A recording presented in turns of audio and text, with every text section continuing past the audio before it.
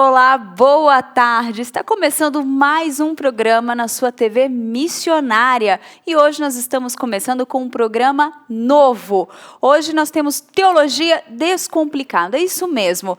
E para falar com a gente hoje, nós temos um convidado, mas antes de apresentá-lo, eu gostaria de fazer uma leitura de um versículo para a gente fazer a abertura do nosso programa de hoje, que é João 17:11. Já não estou no mundo, mas eles continuam no mundo. Ao passo que vou para junto de ti.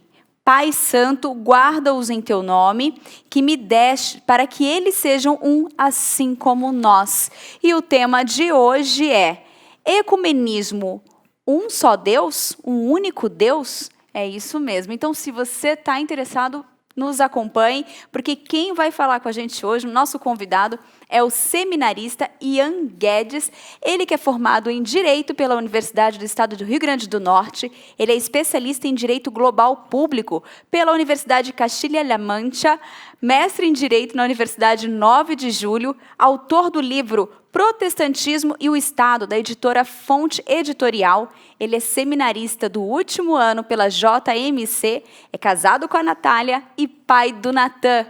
Olá, Ian, boa tarde, tudo bem? Olá, boa tarde, tudo bem, graças a Deus. É uma alegria estar aqui participando desse programa tão interessante que visa descomplicar a teologia, descomplicar o ensino da palavra de Deus. Isso, muito obrigada por estrear o programa com a gente hoje.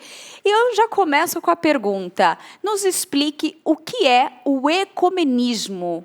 O ecumenismo, fala pra gente um pouquinho, pra gente entender de forma clara. É importante a gente começar definindo esse tema do ecumenismo, porque é um tema que as pessoas opinam muito, né? Elas falam muito, eu gosto do ecumenismo, eu não gosto, eu sou ecumênico, eu não sou, mas falta muito a definição. Ecumenismo é um movimento que nasce entre os cristãos, mas depois ele se expande e vai para outras religiões, unidade entre outras religiões, né? Então, o ecumenismo é, em essência, a busca da unidade entre todas as igrejas cristãs, todas aquelas igrejas que se dizem cristãs. Porém, o termo ecumenismo é um termo bem mais antigo, bem mais remoto. Na verdade, esse termo ecumenismo é uma tradução portuguesa do conceito grego oikomene, que é encontrado pela primeira vez em Heródoto, lá no século V. A ideia da palavra ecumenismo é terra habitada, no sentido geográfico mesmo. Nesse sentido, usa-se para falar sobre os habitantes da terra, ou seja, toda a humanidade. Mas o que isso tem a ver exatamente com a palavra de Deus ou com cristãos, né? O que terra habitada ou habitantes da terra tem a ver com unidade entre os cristãos? A versão grega do Antigo Testamento, também conhecido como Old Greek ou Septuaginta, vai trazer essa expressão em algumas passagens do Antigo Testamento. Por exemplo, lá no Salmo 49, verso 12, quando Deus diz: "A mim pertence o mundo e o que ele contém". Então a ideia é que o cosmos, o mundo inteiro é de Deus. E vocês devem lembrar aí de um texto muito conhecido, João capítulo 3, verso 16, que diz: "Porque Deus amou o mundo de tal maneira que deu seu único Filho, para que todo aquele que nele crê não pereça, mas tenha a vida eterna". Então, essa ideia de Deus amar o mundo todo, de Deus amar todas as pessoas, vai ser muito usado na essência do pensamento do ecumenismo. Então, o ecumenismo tem a ver com isso, tem a ver com a unidade de todas as pessoas da Terra. Como Deus é o Deus do mundo todo, então todas as pessoas seriam de Deus, logo vamos buscar a unidade de todo mundo. Nós não concordamos com esse tipo de unidade a todo custo. Pelo contrário, em certo grau, nós veremos nesse programa mais à frente, o cristianismo é um tanto exclusivista. A mensagem de Jesus Cristo é uma mensagem exclusivista. Ela está relacionada não a todas as pessoas, mas a todas as pessoas que creem. O próprio texto de João 3,16 nos fala alguma coisa nesse sentido. Deus amou o mundo todo, amou o cosmos de uma maneira geral, de uma maneira abstrata, mas ele amou o mundo para que todo aquele que nele crê não pereça, mas tenha a vida eterna. Então, o propósito do amor de Deus ao entregar o seu Filho, o propósito, ou melhor, aqueles que não perecerão, mas terão a vida eterna, é um grupo específico que é dito lá em João 3,16, aqueles que nele creem. Ou seja, os cristãos, os que são de fato seguidores de Jesus e acreditam nas verdades essenciais da fé cristã. Muito bom. E como que a igreja, ela vê esse movimento, né? Como que é para as igrejas?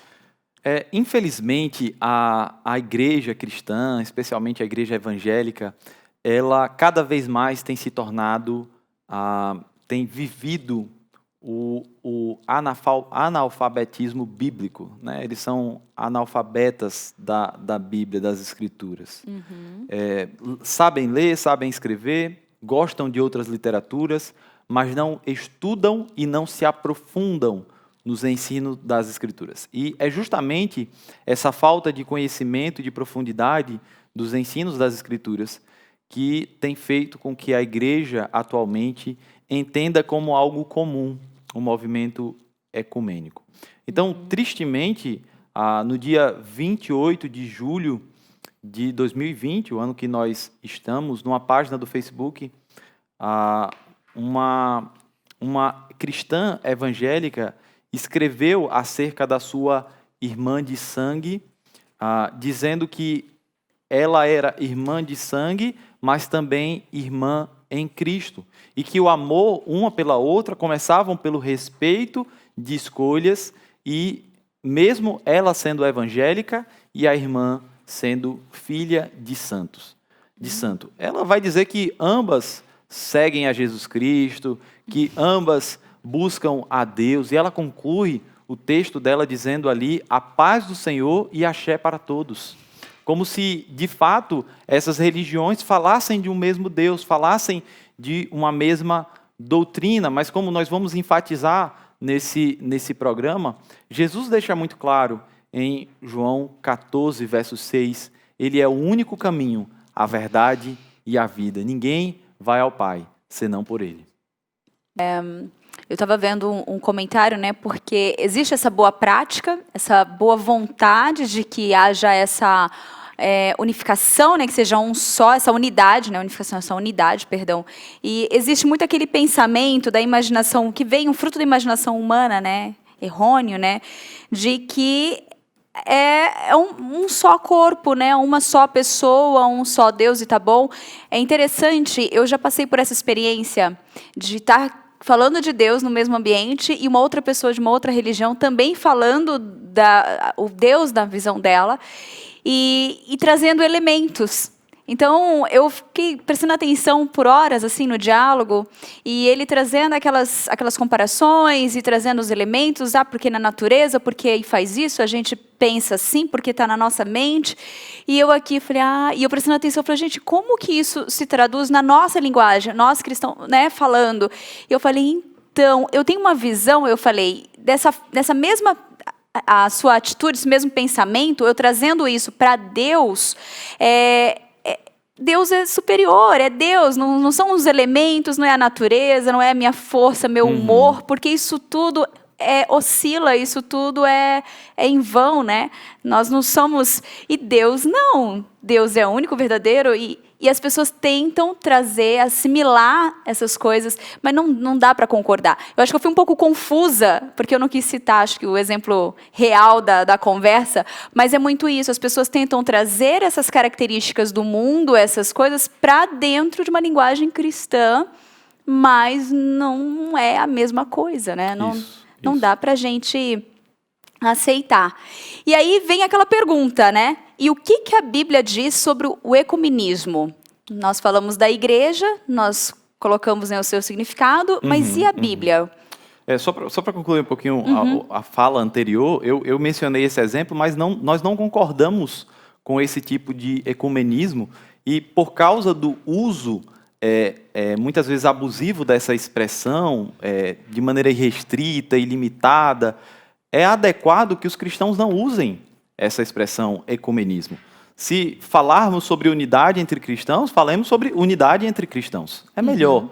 A teologia do ecumenismo é uma teologia que está muito cheia de imprecisões e de coisas que os cristãos ortodoxos, os cristãos que buscam seguir corretamente a palavra de Deus, não concordariam. Infelizmente, essa é a verdade. Então, o que a Bíblia fala sobre o ecumenismo? Por que você, como um cristão que segue a Bíblia, não deveria aderir ao ecumenismo no seu sentido mais comum do termo? Irmãos, como eu falei, existe uma ligação entre o ecumenismo e a visão de que Jesus morreu por todas as pessoas e que, mais especificamente, Jesus salvará todas as pessoas. Essa afirmativa de que Jesus salvará todas as pessoas é chamado de universalismo. Então, o universalismo é a ideia de que, no final, Deus vai perdoar todo mundo. Todo mundo vai para o céu. No final, vai dar tudo certo. Ninguém vai para o inferno e todas as pessoas serão salvas. Portanto, se todas as pessoas serão salvas, aqueles que creem em Jesus e aqueles que não creem em Jesus, então não há que se falar sobre a exclusividade da fé cristã. Não devemos falar sobre Jesus como sendo o único caminho, porque todas as pessoas serão salvas. Mas veja como que isso vai, de maneira muito, vai em oposição ao que está em João capítulo 14, verso 6, aquele conhecido texto de João 14, 6. Eu sou o caminho, a verdade e a vida. Ninguém vem ao Pai a não ser por mim. Olha como Jesus era exclusivista. Olha como o discurso dele tirava toda e qualquer outra religião do centro, da ida até Deus. Ou seja, não há como ir até Deus senão através de Jesus Cristo. Os cristãos precisam defender essas palavras de Jesus. E eu não acho que você deva destruir as outras religiões, perseguir as pessoas, combatê-las, brigar contra elas. Eu não estou afirmando isso, mas a exclusividade de Jesus Cristo como sendo o único caminho que leva a Deus Pai precisa ser uma afirmativa nossa, porque foi uma afirmativa de Jesus. Eu sou o caminho, a verdade e a vida. Não é um caminho, não é uma verdade, não é um modo de obter a vida. É o único caminho, a única verdade e o único modo de obter a vida. E ele afirma categoricamente: ninguém vem ao Pai a não ser por mim. O único que nos liga a Deus, o único que nos religa ao Pai é o nosso Senhor e Salvador Jesus Cristo. Qualquer pessoa que não receba Jesus no seu coração como Senhor e Salvador e não receba como Deus a sua vida, esse não irá até o Pai. Ainda que a sua vida, o seu comportamento pareça de um cristão, ainda que o seu comportamento seja um comportamento de respeito, seja um comportamento de cuidado para com o próximo, Deus permite que as pessoas tenham um comportamento adequado, mas não é comportamento adequado que nos salva, é a pessoa e especialmente a obra de Cristo Jesus na cruz. Não é por você ser um cara legal, não é por você ser uma mulher legal que vai fazer com que você chegue até Deus. Não é isso. É o sacrifício de Cristo na cruz do Calvário. Ele pagou pelos nossos pecados, ele nos salvou e nos concede a vida eterna através da fé, do arrependimento e de uma vida que segue após ele, toma a sua cruz e entende ele como sendo o único caminho que leva a Deus. Mas e outras religiões? Elas não falam sobre a verdade? Irmãos, Jesus, na oração sacerdotal, em João 17, versículo 17, ele diz: santifica-os na verdade, a tua palavra é a verdade. A Bíblia é a verdade. A única verdade que nós temos inerrante, infalível, que fala sobre a nossa salvação necessária para chegarmos até Deus, é a Bíblia como a palavra de Deus. São as Sagradas Escrituras. E se você pensa que essa não é uma mensagem de amor, se você pensa que essa não é uma mensagem que tem a ver com Jesus Cristo, saiba que o próprio Jesus falou sobre o caminho da fé cristã como uma porta estreita. Mateus capítulo 7, versos 13 e 14, Jesus convida os seus seguidores dizendo: entrai pela porta estreita, porque larga é a porta e espaçoso o caminho que conduz à perdição, e muitos são os que entram por ela. E porque estreita é a porta e apertado o caminho que leva à vida, poucos há que a encontrem. Então, o caminho que leva até Jesus, de fato, é um caminho que poucos seguirão. A ideia do universalismo é equivocada. Jesus falou que muitos se perderão, que muitos entrarão pela porta da perdição. O próprio Senhor Jesus Cristo, ainda alguns versículos depois desse mesmo capítulo 7 de Mateus, versos 21 e 22, ele vai falar sobre cristãos que, só pelo fato de invocarem o nome de Jesus, achavam que seriam salvos. Ele diz: nem todo o que me diz Senhor, Senhor, entrará no reino dos céus, mas aquele que faz a vontade do meu Pai que está nos céus. Muitos me dirão naquele dia: Senhor, Senhor, não profetizamos nós em teu nome? E em teu nome não expulsamos demônios? E em teu nome não fizemos muitas maravilhas? E Jesus dirá para eles: apartai-vos de mim para o fogo eterno. Então, de fato, muitas pessoas não serão salvas. Muitos até identificam Jesus como Senhor. Muitos até identificam Jesus Cristo como Senhor. Mas o fazem da boca para fora. Essa é a exortação do Senhor Jesus Cristo. Então devemos ter cuidado com aquele ecumenismo que tenta juntar várias religiões. A Bíblia nega isso. A Bíblia nega essa possibilidade. Porque só Jesus é o caminho. Mas mesmo entre os cristãos, nós precisamos também ter algum cuidado.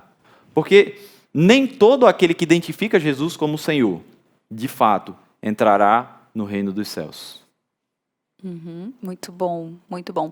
E aí vem uma outra pergunta que eu acho assim, ela é bem... Até vou começar com um comentário aqui, né?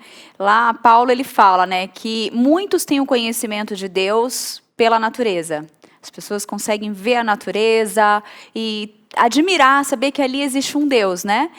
A contemplação do pôr do sol, o nascer, as estrelas, e fazem declarações. Mas a questão e a pergunta é: como adorar corretamente Deus como Criador da natureza e não adorar a criação como um Deus? O conhecido panteísmo, né? Sim, sim. De fato, Deus criou todas as coisas e toda a criação revela coisas sobre Deus. O Salmo 19, por exemplo, diz: os céus proclamam a glória de Deus, o firmamento anuncia as obras das suas mãos. A criação, ela constantemente, dia e noite, está revelando coisas sobre Deus. Ela revela que existe um Criador. Porque se existe criação, a criação veio de algum lugar e foi Deus que criou todas as coisas. Nenhuma outra teoria evolucionista explica a criação. As Escrituras, de fato, mostram o modo como tudo veio a ser. Deus criou todas as coisas do nada. E quando Deus cria todas as coisas, Ele, como Criador, é superior à própria criação. A criação é fruto das suas mãos, é fruto do seu trabalho. Mas Criador não é criatura. O Criador não se confunde com a criatura. O Criador até que comunica alguns atributos, para usarmos aí uma expressão da teologia, que são os atributos comunicáveis de Deus. Deus comunica alguns atributos com a sua criação. Então, se conseguimos amar, é porque Deus é amor. Se nós temos algum senso de justiça e de verdade, é porque Deus é a justiça e a verdade no sentido maior da expressão. O apóstolo Paulo, quando escreve a sua carta aos Romanos, capítulo a partir do verso 18, ele vai dizer que do céu se manifesta a ira de Deus sobre toda a impiedade e injustiça dos homens que detêm a verdade em injustiça. E ele vai dizer por que essa ira de Deus se revela do céu contra os homens. Porquanto o que de Deus se pode conhecer, nele se manifestou, porque Deus lhe manifestou. Porque as coisas invisíveis, desde a criação, tanto o seu eterno poder como a sua divindade, se entende e claramente se vê pelas coisas que estão criadas, para que eles fiquem inexcusáveis. A ideia aqui da argumentação do apóstolo Paulo é que qualquer pessoa, mesmo que não tenha ouvido falar da mensagem do Evangelho, sabe que existe um Deus. Até mesmo os ateus tentam negar aquilo que é claro. Quando nós olhamos para a criação, nós conseguimos perceber que há um Deus e conseguimos perceber alguns atributos desse Deus, a saber, o seu eterno poder e a sua divindade.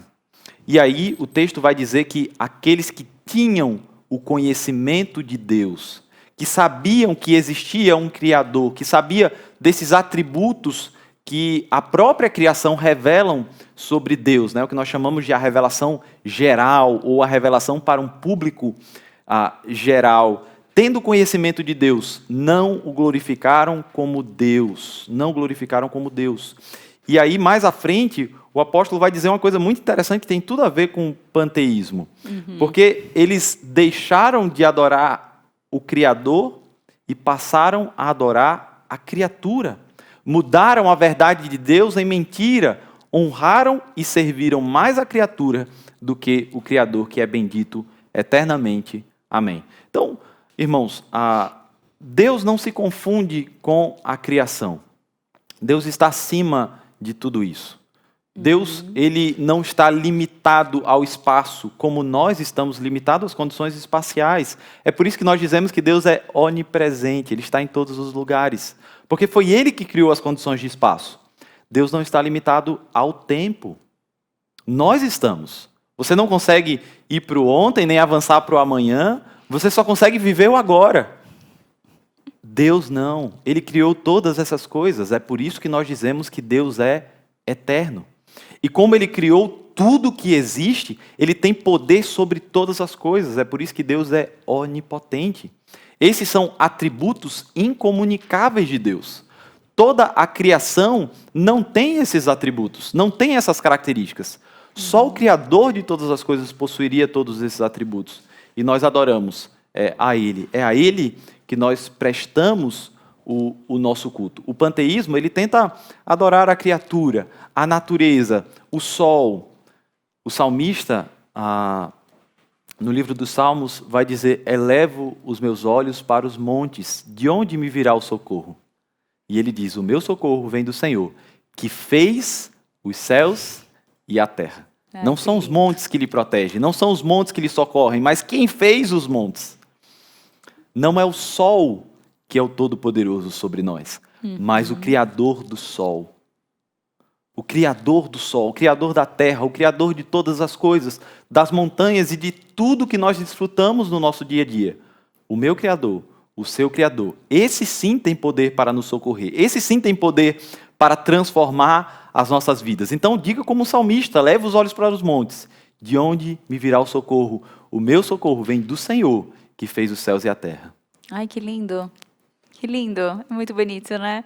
Gente, e aí nós apresentamos aqui, tem vários comentários mesmo assim, as pessoas comentando. Teve o Ayrton, olha só o que ele comentou, né? Falou assim: a igreja antiga era unida na... não, aqui, eu vou ler o primeiro aqui que eu tinha visto. Se já é difícil nos relacionarmos com cristãos protestantes, denominações diferentes, né?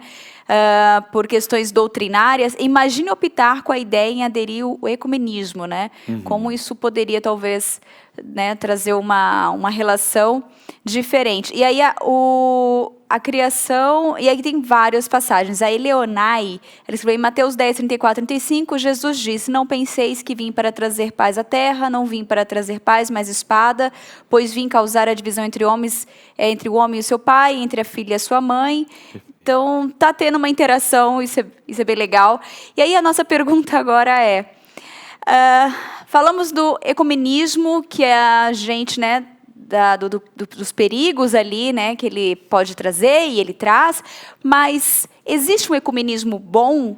A gente tem essa passagem bíblica, existe esse momento na Bíblia que fala de um ecumenismo bom? Uhum.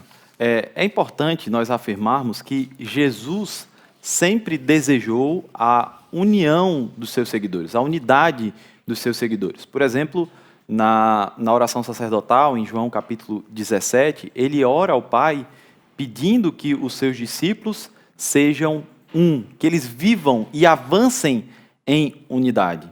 E o propósito da unidade dos cristãos, da unidade dos seguidores de Jesus, lá em João capítulo 17, verso 21, é para que o mundo creia que o Pai enviou Jesus Cristo. A ideia, irmãos, é que assim como Deus Pai, Deus Filho e Deus Espírito Santo são um na Trindade, os cristãos precisavam também viver essa unidade. E, de algum modo, a unidade dos cristãos seria um reflexo da unidade de Deus. Não no mesmo sentido, não no mesmo grau, mas é um reflexo da unidade de Deus. A grande questão é que nós devemos defender a unidade entre os cristãos. Unidade é uma expressão que está menos corrompida do que a expressão ecumenismo. A expressão ecumenismo trata-se de uma ideologia que já foi muito deturpada e que busca aí juntar várias religiões e, de fato, não é aceitável que nós usemos essa expressão. Na Reforma Protestante, quando perguntaram para Martinho Lutero se era necessário a unidade da igreja, se era necessário a paz entre os vários cristãos que ali estavam, Lutero disse uma frase muito interessante. Ele disse: a paz, se possível, mas a verdade a qualquer preço. Eu sei que é duro para os evangélicos dos nossos dias ouvir isso, porque a gente quer, de fato, a paz a qualquer custo. A gente não quer ter problema com o nosso próximo, a gente não quer ter problema com aquele que discorda de nós. Mas essa visão é, de fato, a visão evangélica, é, de fato, a visão da igreja reformada. A paz, se possível. De fato, devemos buscar a unidade, devemos buscar paz, devemos buscar união com outras denominações. A Igreja Presbiteriana do Brasil não é uma igreja sectária. Nós não achamos que somos a única igreja cristã verdadeira. Pelo contrário, crentes que, porventura, vêm de outras denominações e querem se tornar membros da Igreja Presbiteriana do Brasil, se eles vêm de igrejas evangélicas assim reconhecidas, né, pelo nosso Supremo Concílio, pela nossa denominação, eles não são rebatizados. Eles foram batizados em nome do Pai, do Filho e do Espírito Santo e são nossos irmãos.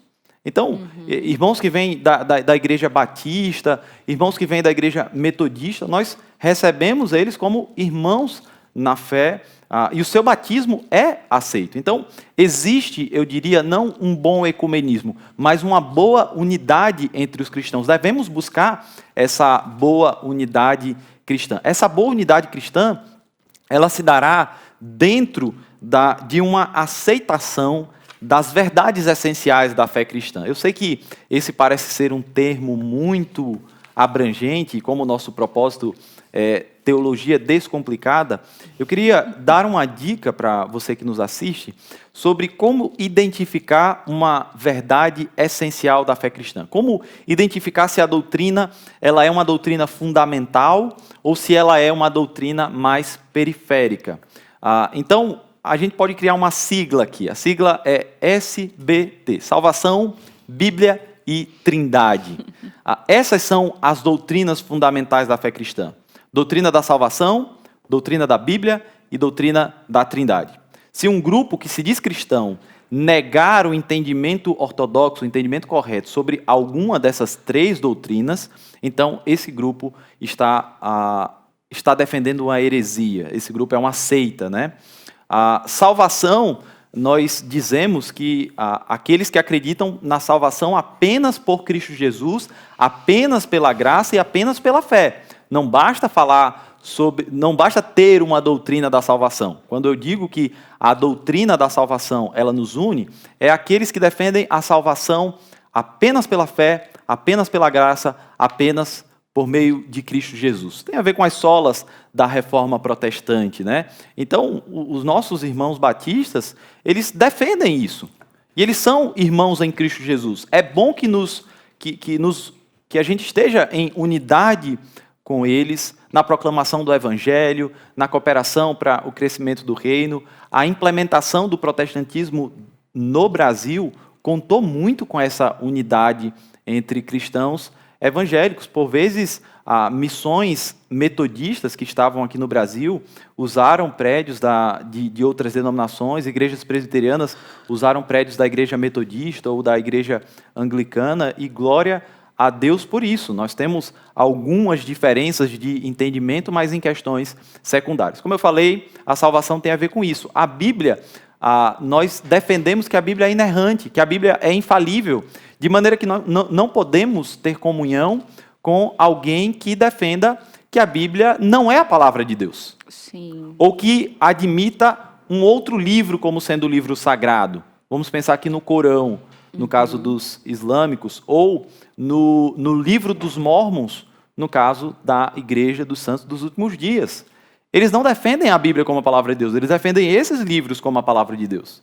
Então, se eles não argumentam em prol do sola Escritura, só a Bíblia é a palavra de Deus, e nem do toda a Bíblia é a palavra de Deus, eles não são cristãos como nós somos. A outra doutrina fundamental da fé cristã é a doutrina da Trindade. Um correto entendimento sobre a doutrina da Trindade, conforme expresso no credo apostólico, no credo niceno, que são credos ali do início da história da igreja cristã, que, através de uma boa leitura das Escrituras, conseguiram identificar essa teologia que está na Bíblia, mas que foi sistematizada por estudiosos da palavra de Deus desde o primeiro século e que tem sido recebida como uma doutrina correta da palavra de Deus. E como que o que a IPB, né, pensa sobre o ecumenismo, assim, como que a igreja, nós falamos de todas as denominações, né, de outras igrejas, mas como que a nossa tem essa visão? Qual o que nós ensinamos, né, acreditamos? Sim.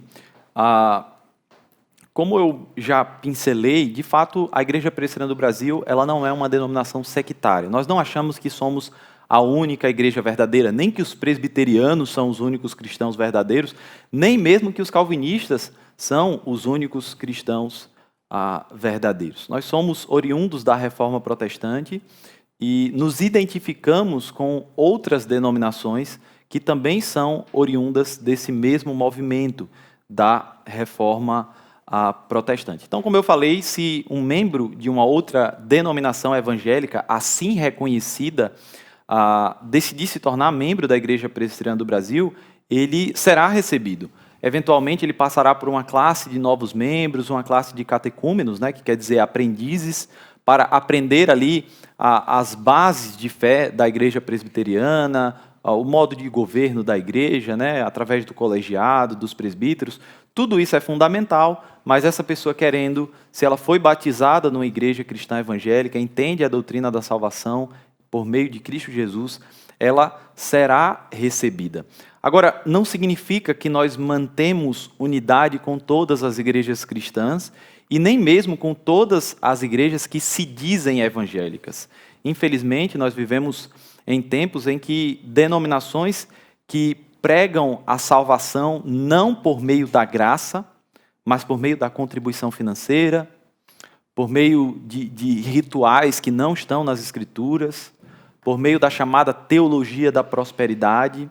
Essas denominações, elas têm se chamado evangélicas, ainda que as igrejas evangélicas históricas não as reconheçam como igrejas evangélicas. Então, a Igreja Presbiteriana do Brasil já se manifestou com relação à Igreja Universal do Reino de Deus, com relação à Igreja Mundial do Poder de Deus, dizendo que, infelizmente, esses irmãos, eles corromperam tanto o ensino das Escrituras que eles não são, nós não temos mais unidade com eles. Existe um grupo mundial chamado Conselho Mundial de Igrejas. Esse grupo ele nasceu com essa ideia ecumenista. Infelizmente, ele se perdeu, porque muitas igrejas, muitas denominações apóstatas que aderiram completamente ao secularismo, tomaram a frente do Conselho Mundial de Igrejas. Então, para vocês terem uma noção, existem denominações que acham que o homossexualismo não é pecado, que fazem parte do Conselho Mundial de Igrejas. Infelizmente, a Igreja Presbiteriana do Brasil não faz parte, não concorda com isso. É triste ver essa situação de algumas denominações ao redor do mundo, mas nós não nos alinhamos a esse tipo de doutrina, a esse tipo de igreja, a esse tipo de pensamento. Isso não significa que nós não buscamos unidade com outros cristãos. Então, a Igreja Presbiteriana do Brasil faz parte, por exemplo, da Fraternidade Internacional de Igrejas Reformadas. Eu acho que é Fraternidade Mundial de Igrejas Reformadas. Essa seria a tradução do grupo que a Igreja Presbiteriana do Brasil faz parte. E buscamos unidade com irmãos de outras nações, de outros países, e outros cristãos evangélicos também aqui do Brasil que professam a fé cristã. Então, eu diria, em resumo, que você, como parte da IPB, não deve defender o ecumenismo, mas unidade entre cristãos que defendem as doutrinas essenciais da fé cristã. Sim, você deve buscar unidade com esses irmãos na fé. Entendi. E o que dizer sobre ensinar a verdade de um ponto de vista positivo? Deixar de lado a doutrina que nos divide e ensinar a doutrinas, né, que nos unem. Isso é uma coisa que o ecumenismo faz, né, uma visão. E aí, só para a gente comentar dentro disso, né, que sobre a questão da não confrontação do homem, não apontar o erro. Mas nós temos várias passagens ali que Cristo, né, Jesus, ele fez isso e, claro, ele sabia exortar de um jeito, né, único, mas ele apontava o erro, ele denunciava, né, falava do engano, então, assim, falava da hipocrisia. Então, Cristo, mesmo falando desse Cristo de amor, ele também fazia as correções também, né, não falava só aquilo, aliás, em hipótese alguma, ele falava aquilo que o homem queria ouvir apenas, né? De fato. Como a gente comenta essa questão, assim? De fato. Irmãos, eu vou retomar mais uma vez a frase do Martinho Lutero: a paz, se possível, a verdade a qualquer preço. Então, você não deve deixar de afirmar aquilo que você entende como convicção da palavra de Deus. Então, se você foi convencido pela palavra de Deus de que aquilo é uma verdade da fé cristã, deixar de afirmar aquilo para que mantenha a paz ou para que mantenha a unidade com outras pessoas que não aceitam aquilo, é negar a centralidade ou a supremacia de Cristo na sua vida. E aqui, irmãos, é importante nós afirmarmos que doutrina não é uma coisa ruim. Por vezes nós ouvimos as pessoas dizendo: a doutrina só divide, eu não quero estudar doutrina, eu quero Cristo. Eu já ouvi muito isso, eu não quero doutrina, eu quero Cristo. Cristo é doutrina. Você só sabe quem é Cristo porque você estuda a doutrina da palavra de Deus. Na verdade, doutrina significa ensino. Doutrina é isso, é ensino. Não existe essa história de eu não quero doutrina. Todos nós temos doutrinas. Cristo é doutrina. A Bíblia é doutrina. Quando nós pregamos as Escrituras, quando nós ensinamos a palavra de Deus, o que estamos ensinando ali são doutrinas, são ensinos. Se você não gosta da palavra doutrina, é ensino, mas o sentido é exatamente o mesmo. E há um conjunto aí, como eu defendi, de verdades essenciais da fé cristã, relacionadas à salvação, relacionadas à Bíblia, relacionadas à Trindade, que para nós são inegociáveis. Veja, se você não tem problema em entender como um cristão que vê a salvação através de outras religiões ou através de outras pessoas, que não exclusivamente através de Cristo Jesus, você não pode ser identificado como um cristão. Porque um cristão identifica a salvação exclusivamente por Cristo Jesus. Isso é uma doutrina. Agora, é verdade que tem doutrinas que não são centrais, que não fazem parte do núcleo rígido da fé cristã. O que é o núcleo rígido da teologia protestante? Vamos pensar que nas 5 solas da Reforma Protestante, só a Escritura, só a fé, só a graça, só Cristo e só a Deus glória.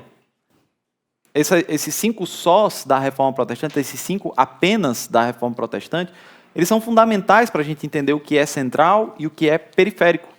O que é central e o que é periférico. Então, por exemplo, qual o modo de batismo?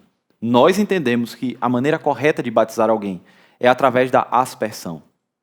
Isso por causa de um estudo detalhado sobre as práticas cerimoniais do Antigo Testamento e porque nós entendemos que na época do Senhor Jesus Cristo, ainda que eles batizassem em rios, eles faziam isso através da aspersão e não por meio da imersão. A imersão não era um meio judaico de cerimônias, né, de sacramentos. A imersão ela foi usada por judeus em pouquíssimas passagens no Antigo Testamento, mas a aspersão, sim. Se você pesquisar a expressão aspersão no Antigo Testamento, você vai perceber várias passagens que falam sobre aspersão. Então, nós defendemos isso. Porém, não é o modo que vai dizer se o batismo está correto ou não. O importante é ter água e o batismo ser feito em nome do Pai, do Filho e do Espírito Santo, sobre uma confissão genuína, que defende a Bíblia como a palavra de Deus e a salvação apenas por Cristo Jesus. Exclusivamente por Cristo Jesus. De maneira que a forma de batismo, ainda que seja uma doutrina que nós defendemos, não é um ponto essencial da fé cristã. Não é algo fundamental da fé cristã. Agora, as verdades fundamentais, essas sim, nós devemos ensinar todas as doutrinas e aquelas que não são fundamentais, a gente também não deixa de ensinar. Então, a questão do modo como nós batizamos, nós defendemos, porque entendemos que pela Bíblia essa é uma verdade, mas com certeza, irmãos, essa não é a verdade central da Bíblia. Essa é a verdade central da Bíblia, está relacionado à mensagem do Evangelho, ao nosso Senhor e Salvador Jesus Cristo. Isso sim é essencial. Agora, o fato de dizermos que existe alguma coisa essencial não significa que não devamos defender aquilo que é secundário ou aquilo que não é tão essencial quanto as verdades primordiais da fé cristã. É importante eu dizer que o batismo é essencial, tá, irmãos? O batismo é fundamental, a doutrina do batismo é fundamental. O modo do batismo, não. O modo do batismo, não. A doutrina, sim. É interessante porque até foi questionado isso, né? Até perguntaram com relação ao batismo, né? Daqui da Igreja Presbiteriana, né? E eu vou fazer a próxima pergunta e já tem até um comentário já também. O que dizer sobre as seitas que se dizem evangélicas? E aí a Selma perguntou, a Adventista e a Igreja Cristã Maranata são igrejas ou seitas, né? O que a gente pode falar um pouquinho sobre isso? Certo. Então, como eu falei, existem muitas denominações que se dizem evangélicas, mas que o grupo de igrejas evangélicas históricas não tem reconhecido essas denominações como evangélicas, ainda que eles insistam nesse ponto. E tem algumas características que identificam uma seita. Normalmente, as seitas são sectárias. E o que significa essa expressão que parece até ser redundante? Significa que as seitas acreditam que apenas aquela instituição é a instituição verdadeira. Isso acontece, por exemplo, com a Igreja Romanista. A Igreja Católica Apostólica Romana acredita que só aqueles que estão debaixo do poder do Papa é que são a Igreja Cristã verdadeira, que eles são a Igreja da história, e a gente vem discordando deles desde a Reforma Protestante e continuamos discordando, né? Discordando. Agora, eles não se dizem evangélicos. Outras seitas têm tentado uma aproximação com os evangélicos. É o caso da Igreja Adventista do sétimo dia. Muita gente acha que o grande problema da Igreja Adventista do sétimo dia é o fato deles defenderem o sábado como sendo o dia do descanso, né? Irmãos, de fato, esse não é o maior problema da Igreja Adventista do sétimo dia. Essa denominação, ela surge como uma seita, porque eles mesmos afirmaram em várias ocasiões que eram o único grupo que não havia apostatado da fé. Então, eles acreditam que todos aqueles que cultuam no domingo e não no sábado são apóstatas. Olha que interessante. São eles que primeiro nos identificaram como apóstatas. Quando o Adventismo do sétimo dia surgiu, ele surgiu como um movimento que identificou as outras denominações cristãs como denominações que haviam apostatado da fé. E eles diziam, nós somos a única igreja verdadeira. Essa denominação, ela está fundada não apenas nos ensinos bíblicos. Eles gostam muito de estudar a Bíblia. Então, se você conhece algum adventista, você sabe que eles têm profundo conhecimento de versículos do Antigo Testamento, do Novo Testamento. Eles gostam muito de estudar a Bíblia. Porém, a Bíblia não é a única fonte de ensino para eles. Não é a única fonte de autoridade para eles. Eles recebem as profecias de Ellen White como sendo a verdade. Então, existe uma pessoa, além das Escrituras, que é fonte de doutrina, que é fonte de ensinamentos. E não venha me dizer que é no mesmo sentido que um pregador, porque o pregador, ele é alguém que expõe as Escrituras, ele não é fonte de revelação. Ele não é fonte de novas doutrinas, ele não é fonte de um novo ensinamento. O Adventismo, ele surge a partir da ideia de novas revelações, de novos ensinos que foram dados a Ellen White. Então vamos pensar aí naquilo que a gente falou do SBT, né? Salvação, Bíblia e Trindade. No ponto Bíblia, eles não concordam com a igreja cristã. Eles entendem que as profecias são tão fortes quanto as Escrituras. Nós lemos pessoas que falam sobre a Bíblia também. Então alguém que está nos ouvindo pode dizer, mas vocês presbiterianos gostam de ler João Calvino. E nós dizemos, é verdade, mas Calvino erra. A gente não deixa de afirmar isso. A gente não deixa de dizer que Calvino é alguém que tentou entender as Escrituras. Mas ele não é inerrante, ele não é infalível. E falta, da parte dos adventistas, afirmar isso com relação às profecias de Ellen White. Dizer, Ellen White erra, Ellen White falha. Falta esse tipo de atitude. Eles entendem ela como sendo alguém quase que inerrante e infalível, tão confiável quanto as próprias Escrituras. O Nisto Cremos, que é o documento oficial de doutrinas da Igreja Adventista, vai dizer que as profecias de Ellen White devem ser recebidas no mesmo grau que a Bíblia, que as Escrituras. Existe um outro problema também com a Igreja Adventista, que é entender que Jesus Cristo é o arcanjo Miguel. Isso vai ter muita confusão. Vários adventistas hoje em dia negam isso por causa da aproximação com os evangélicos, mas historicamente muitos adventistas afirmaram que Jesus era o arcanjo Miguel. Uma afirmação muito parecida com a do Testemunho de Jeová. Os Testemunhos de Jeová acreditam que Jesus é o arcanjo Miguel, negando assim a divindade de Jesus. Para eles, Jesus não é Deus. Ele é filho de Deus, é um Deus de um grau inferior, mas não é Deus como o Pai é Deus. Eles negam a doutrina da Trindade. Os adventistas, no começo, na origem do movimento, também faziam isso. Hoje em dia eles evitam, porque existe uma tentativa mundial de aproximar a Igreja Adventista das demais denominações evangélicas. É por isso que as músicas deles evitam falar sobre temas que são distintivos da Igreja Adventista, e nós gostamos muito de muitas músicas da Igreja Adventista. Você mesmo deve ouvir algum cantor aí que seja da Igreja Adventista, mas é importante afirmar que eles têm alguns pontos aí que nós discordamos. No que se refere à doutrina da salvação, eles defendem uma coisa bem estranha, chamado de dualismo ou dualidade, que vai dizer que ainda que a salvação seja pela graça, mas a gente tem que, ao mesmo tempo que a salvação é pela graça, mas a gente tem que cumprir os mandamentos. E é aí que está o problema. O problema não é só guardar o sábado, mas é dizer que a guarda do sábado vai nos levar à salvação. Então, adventistas, testemunhas de Jeová, mórmons, como eu falei, esse grupo aí vai terminar negando uma dessas doutrinas que para nós são fundamentais: salvação, Bíblia e Trindade. É possível que a igreja adventista esteja passando por uma reforma. Eu rogo a Deus que isso de fato aconteça um dia, mas hoje ela deve ser considerada como uma seita. Entendi. Estamos chegando no final do nosso programa e está muito bom, muita interação. Mas eu gostaria, Ian, que você fizesse uma consideração final e pudesse fazer uma oração. Nós temos ali já nos últimos minutinhos mesmo, mas eu gostaria de encerrar o nosso programa de hoje com uma oração. Tá bom, vamos.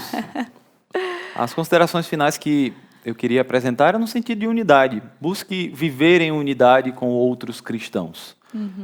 Mas saiba onde você está pisando. Estude a doutrina da sua igreja, estude a doutrina, a teologia de outras denominações, estude mais sobre seitas e heresias, busque aí nos sites oficiais, busque nos documentos oficiais dessas denominações que eu mencionei. Eu não estou dizendo que não haja pessoas sinceras nessas denominações. Existe muita gente sincera. Tem gente sincera dentro do catolicismo. Tem gente sincera dentro da igreja adventista. E tem gente que sinceramente busca a Deus. Mas a sinceridade apenas não nos livra do erro. A sinceridade apenas não nos livra do erro. E é um cuidado que nós precisamos ter. Nos últimos anos, eles vêm tendo algumas reformas. Eu não acredito que são suficientes. Eu espero que Deus continue abençoando esse grupo. Estude doutrina, conheça a palavra de Deus, aproveite esse programa, Teologia Descomplicada, e ande junto com outros cristãos que veem a Bíblia como a palavra de Deus, Jesus como o único caminho e defendem a doutrina da Trindade. Vamos orar então. Senhor nosso Deus e Pai, te louvamos por essa oportunidade de participar desse programa, por cada irmão que assistiu a Deus, a nossa transmissão. Abençoe a mente, o coração, as emoções daqueles que nos assistem. Talvez alguma coisa que tenha sido dito, ó Deus, de alguma forma tenha impactado alguém que nos assistiu. O que nós pedimos é que pela Tua graça o Senhor traga a iluminação para que cada irmão que ouviu o que aqui foi falado seja transformado pela Tua palavra e que encontre um caminho melhor, um caminho que leva até o Senhor Deus e Pai. Que não deixemos, ó Deus, de afirmar aquelas verdades essenciais da fé cristã, por exemplo, o que nos diz João 14:6, que Jesus é o caminho, a verdade e a vida, e que ninguém vai ao Pai senão por Ele. Oramos a Ti no nome dEle, nosso Senhor e Salvador Jesus Cristo. Amém. Amém. Nós conversamos com o seminarista Ian Guedes. Muito obrigada pela sua participação hoje aqui com a gente, Ian. Forte abraço, que Deus continue abençoando aí a sua caminhada. E você que nos assistiu, muito obrigada pela participação. Estreamos o programa hoje com chave de ouro, como a Amanda Almeida disse. Muito bom, obrigada, Amanda. Esse programa, ele vem mais um programa, né, para ajudar no nosso trabalho missionário aqui da igreja, porque nós somos uma TV missionária e nosso propósito é ensinar a palavra, ensinar o evangelho, aproveitar cada minuto. Então, um forte abraço, fiquem todos com Deus. Hoje, às 20 horas, tem Conexão com Deus com o reverendo Hernandes Dias Lopes. Então, assista, participe. Tchau!